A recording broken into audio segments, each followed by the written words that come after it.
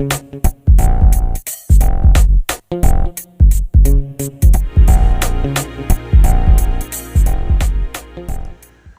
last time we actually implemented this logic using gates. What I'd like to do now is really consider using a memory to implement this logic. We have our inputs over here, which will represent the address to the memory, and then of course on this side over here, these are the outputs which basically will correspond to the data that is stored within the memory. So what we have to do now is make a consideration really of how does that really work. So look, before we actually implement this, let's consider a really simple example. Okay, basically what I'm doing here is kind of showing you a pictorial representation of that memory.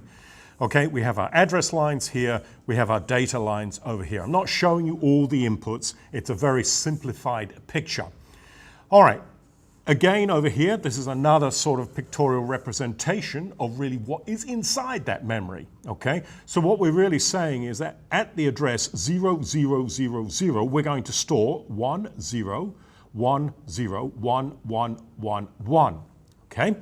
So if I actually apply the address 0000 to this memory that has that word stored at that particular address, then what I see on my data lines or my output lines associated with this memory would be 10101111. Okay, let's take another example. Supposing I said to you, we change the address and make it 0001. All right, so we're going to change the address. It's now a 0001.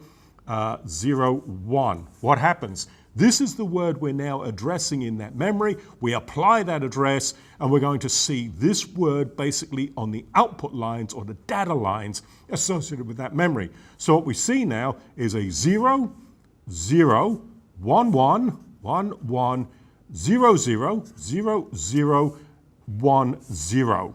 Okay? So as I change the address, basically, I have different words that then appear on the data output lines. Now, it is this feature which we really wish to exploit in terms of using a memory to actually implement that logic.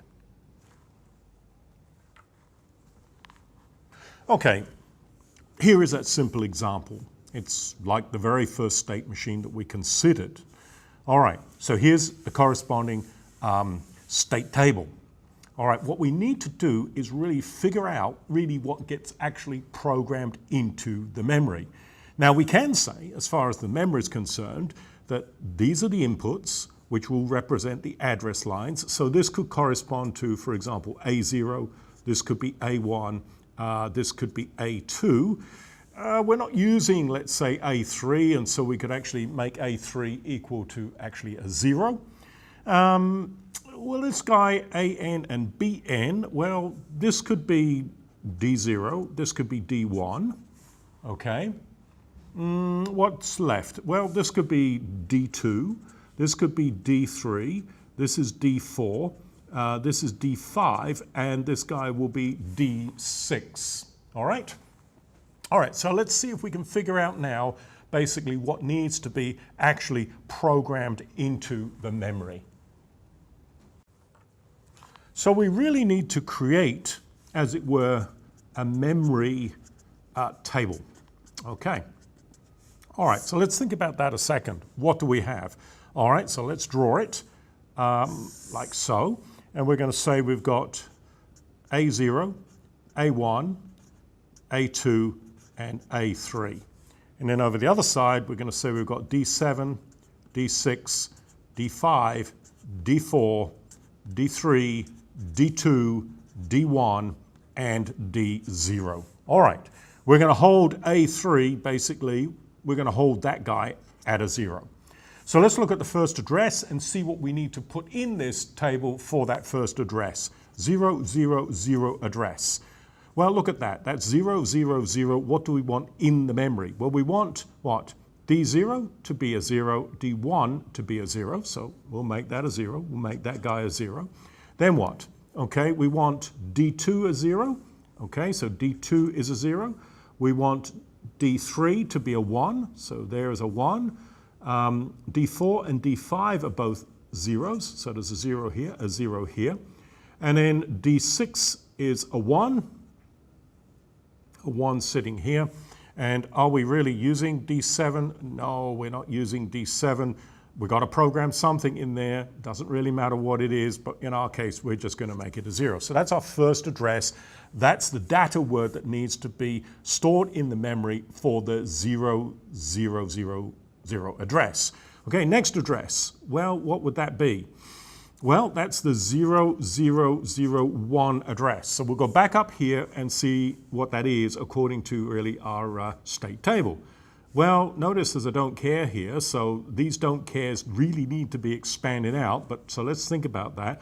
That could be 001, okay? 001. So yes, it is that line that we're going to program in to our memory. So that's the data word we need to put in the memory, which is what? Okay? Which D0, D1, it's a 01, isn't it? So we'll put a 01 sitting here like so. Next, what do we have? We have D2, which is a 0. Coming along, D3, which is a 1. D4, which is a 0. D5, which is a 1. D6, which is a 0. And of course, we're not using D7, but we need to put a bit in for that, which we'll put as a 0. So that's our second address to this memory. Next address, which would be the 0010 address. What do we now need to put in? Let's see where that is. 0010. Okay. There's a 10 sitting here. Don't forget that's got to be expanded out. So there is the case where that's a 010. 010. So it's this word here that we need to program in or put into our memory for this given address. So let's see, what do we have? We have D0. D0 is a 1. What's next? D1 is a 1. And then we'll go back over here. D2 is what? D2 here is a 0. D3 is a 1. D4 is a 1. D5 is a 0. D6 is a 0. And of course, D7 we're holding at a 0. Okay. Next address, which is the 0011 address. Okay, where do we find that on our state table? Well, remember that's got to be expanded out, so that could be a 0 or 1. So that's a 0, 1, 1, 0, 1, 1. Okay, so that's what we're looking at. And so we've got what? D0, it's a 0. D1 is a 0.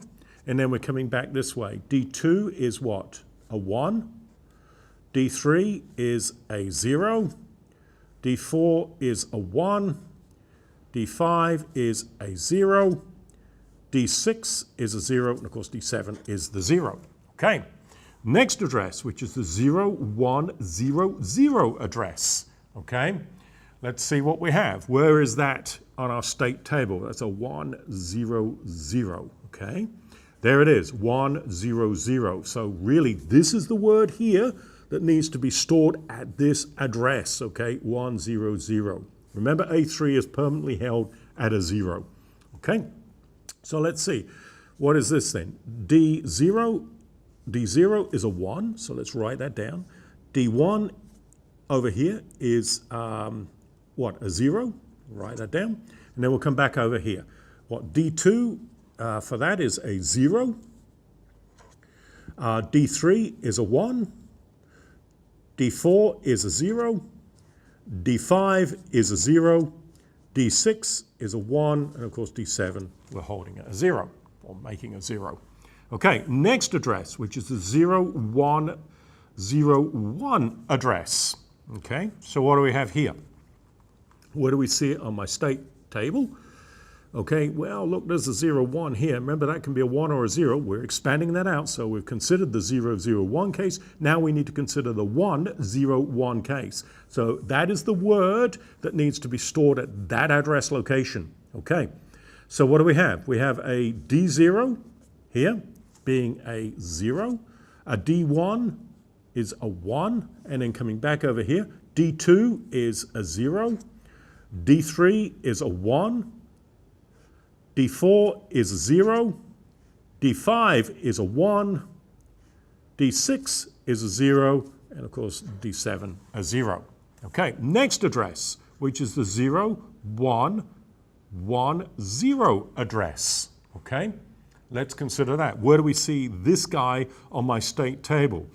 That is basically a 1, 1, 0. Well, remember, this has to be expanded out. So we've considered the case of 0, 1, 0. This can be a 1 now. 1, 1, 0. Okay, so that's the word that needs to be stored at this particular address location. Okay, so let's read it off. D0 is what? A 1. D1 is a 1. Okay, now let's go to D2. D2 would be what? A 0. D3 is a 1. D4 is a 1. D5 is a 0. D6 is a 0. And D7, of course, is a 0. Okay, the last address in this scheme, which would be what? A 0, 1, 1, 1 address here. Okay, where do we see that on the state table? Right here. Remember, we've already considered the 0, 1, 1 case. Now it's the 1, 1, 1 case. Okay, so this is the word that needs to be stored at this address location here. Okay, so what do we have? We have a D0 here being a 0. We have a D1 being a 0. Then D2 is a 1. D3 is a 0. D4 is a 1. D5 is a 0. D6 is a 0. And of course, D7 is my 0. Okay, so basically then, these are the addresses to the memory, and those are the data words that need to be stored at these particular addresses. So if I have the address 011, then this is the word that appears on the data output lines. If I have the address 111, this is the word that appears on the data output lines. So here is a block diagram of the system, this simple system that we've been considering. This then would be the memory. We have our address lines here, and we have our data lines over here. And you'll see the assignment of those address lines and those data lines, consistent with basically our state table and our memory table. So we can take a case then, supposing we have a 0, 0, 0 condition at the input, where in other words we're in the 0, 0 state with the switch input being a 0. Then what do we have on the data lines over here? Well, we would have the green light would be on and the wait light would be on, and then our next state consideration would be AN0 and BN would in fact be 0. Okay, consider the case now where the switch input is a 1, so that would be what? That would be a 1, 0, 0 condition. The 1, 0, 0 condition then would mean what? It would mean the green light would be on, the wait light would be on, but our next state information would be that AN is 0 and BN is equal to a 1. Now what I urge you to do is take a few moments here and then go through all these address combinations and see if you get the appropriate light conditions and next state conditions actually occurring. Now, what type of memory could actually be used here? Well, look, it could be a ROM, which is a read-only memory. It could actually be a RAM memory. Now, I'm not showing you all the control lines associated with this particular memory here. What I wanted to really explain to you is the concept of what we're doing.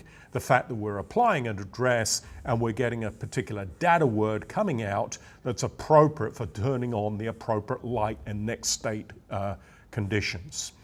So look, what I'd like you to also do now, we'll take a break, but have a look at our more complicated traffic light system and see if you can come up with a memory table for that more complex system. I'll see you next time.